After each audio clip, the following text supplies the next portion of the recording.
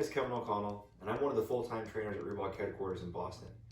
And today I'm here to talk to you about our skill for the sit-up. I'll show you a couple of variations, then we'll get into some of the nitty-gritty. The first one that I'm going to do, I'll have my feet together and my knees apart. Call it like a butterfly positioning.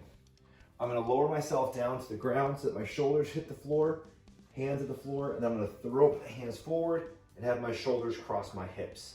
So again, at regular speed, looks like that. When I'm doing this variation of a sit-up, I get help from my hands, momentum thrown forward to help me sit up fast. Having my feet together, my knees out, also helps to negate some of the hip flexors that you might be using for other forms of doing sit-ups. When we're looking at the functionality of a sit-up, doing hip flexion, which is kind of closing that angle. So right now, that angle is open. This is closing of the angle. When I'm doing that variation of hip flexion, we could be pulling either on the top or the bottom, meaning you have muscles that start from your rib cage that anchor down to your pelvis and your femur, which is this big bone right through here. You also have muscles that start from below your knee and then they attach up above your hip. And so their crossover, their overlap means that they're going to share some functionality or share some common actions. So if we do that feet together, knees apart, and we're doing a sit-up that way, we're not going to be using a lot of the leg muscles that can help with flexing at the hip. Now, conversely, if I were to have my feet flat and have my feet tucked underneath an object like a couch or a set of heavy dumbbells, now when I go back and do my sit-up, I'm going to be pulling from that lower musculature below my hip towards my knee. So in either one of those variations can be helpful, but there's some different ways you can shape things up to keep it fresh. Now another option, I call these strict sit-ups. It's where you have a nice long sit positioning. You lower yourself to the ground and then you sit back up. And there's no help from the hands and there's no help from anchoring your feet as well. Those are three different variations of what you could do for a sit-up.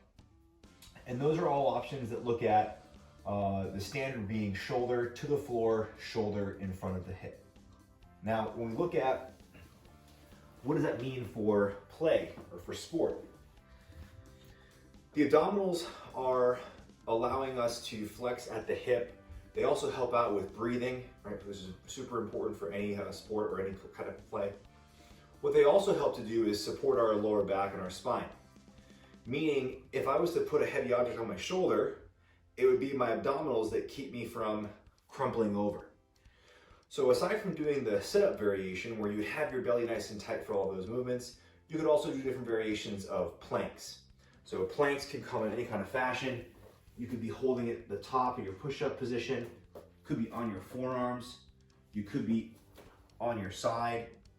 Any of those variations would also help to strengthen the musculature, similar to a sit-up, but the difference there, instead of having movement, you're going to be holding that contraction for a prolonged period of time.